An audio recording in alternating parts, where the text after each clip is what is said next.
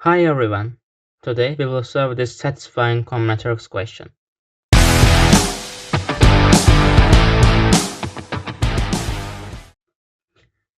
We are given that there is an odd and positive integers, and we are asked to prove the smallest integer case such that all cells of a 3 times k table can be filled with non-negative integers, such that the following conditions are satisfied. The sum of the numbers in any column is equal to n, and each of the numbers from 0 to n occurs at least once in any row. Here we know that in each column, the sum of the three numbers is equal to n, and we have k columns.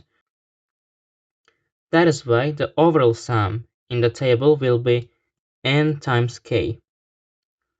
On the other hand, we know that each number from 0 to n occurs at least once in any row. It means that in all of these three rows, we have numbers from 0 to n at least once. It means that in any row, the minimum sum is n times n plus 1 divided by 2, the sum of the numbers from 0 to n.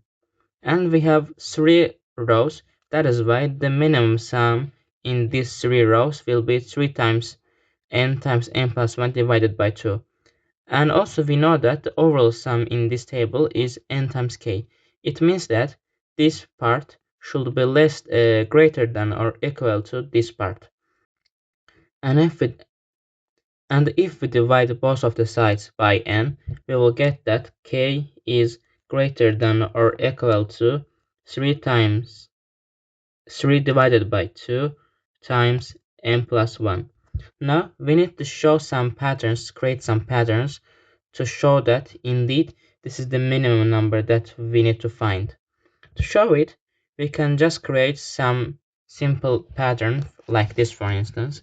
Let's say n is equal to 5, then I can just group 5, 0, 0 together, then 4, 1, 0, and 3, 2, 0.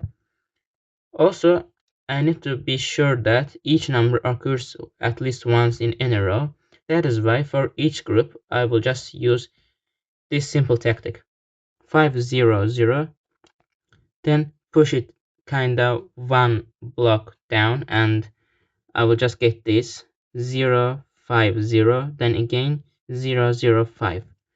Now I ensure that both 5 and 0 occurs at least one in each row.